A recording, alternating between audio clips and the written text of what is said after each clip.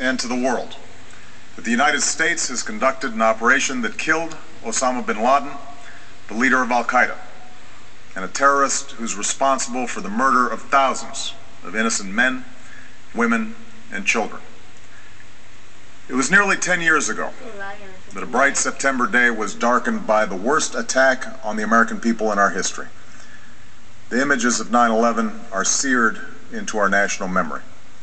Hijacked planes cutting through a cloudless September sky, the Twin Towers collapsing to the ground, black smoke billowing up from the Pentagon, the wreckage of Flight 93 in Shanksville, Pennsylvania, where the actions of heroic citizens saved even more heartbreak and destruction. And yet we know that the worst images are those that were unseen to the world.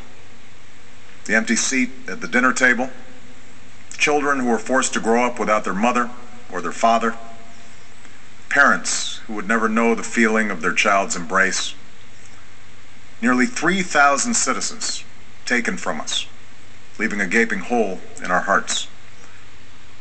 On September 11th, 2001, in our time of grief, the American people came together. We offered our neighbors a hand, and we offered the wounded our blood. We reaffirmed our ties to each other and our love of community and country. On that day, no matter where we came from, what God we prayed to, or what race or ethnicity we were united as one American family. We were also united in our resolve to protect our nation and to bring those who committed this vicious attack to justice.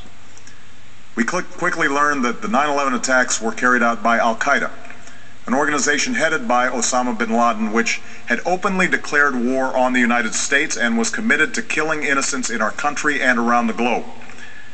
And so we went to war against Al-Qaeda to protect our citizens, our friends, and our allies.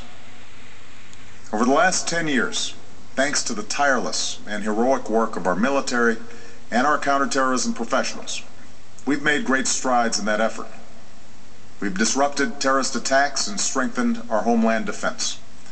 In Afghanistan, we removed the Taliban government, which had given bin Laden and Al-Qaeda safe haven and support.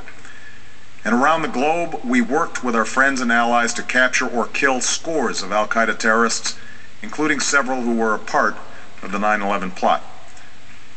Yet, Osama bin Laden avoided capture and escaped across the Afghan border into Pakistan. Meanwhile, Al-Qaeda continued to operate from along that border and operate through its affiliates across the world. And so shortly after taking office, I directed Leon Panetta, the director of the CIA, to make the killing or capture of bin Laden the top priority of our war against Al-Qaeda, even as we continued our broader efforts to disrupt, dismantle, and defeat his network. Then, last August, after years of painstaking work by our intelligence community, I was briefed on a possible lead to bin Laden. It was far from certain, and it took many months to run this thread to ground. I met repeatedly with my national security team as we developed more information about the possibility that we had located bin Laden hiding within a compound deep inside Pakistan. And finally, last week, I determined that we had enough intelligence to take action and authorized an operation to get Osama bin Laden and bring him to justice. Today, at my direction, the United States launched a targeted operation against that compound in Abbottabad, Pakistan. A small team of Americans carried out the operation with extraordinary courage and capability. No Americans were harmed. They took care to avoid civilian casualties. After a firefight, they killed Osama bin Laden and took custody of his body.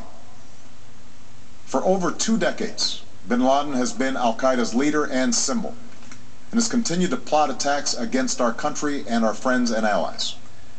The death of bin Laden marks the most significant achievement to date in our nation's effort to defeat Al-Qaeda. Yet his death does not mark the end of our effort. There is no doubt that Al-Qaeda will continue to pursue attacks against us.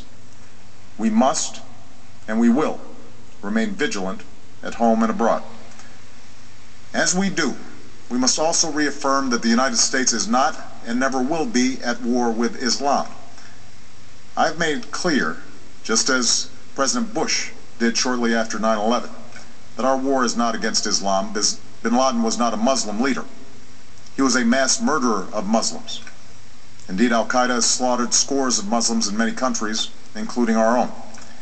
So his demise should be welcomed by all who believe in peace and human dignity.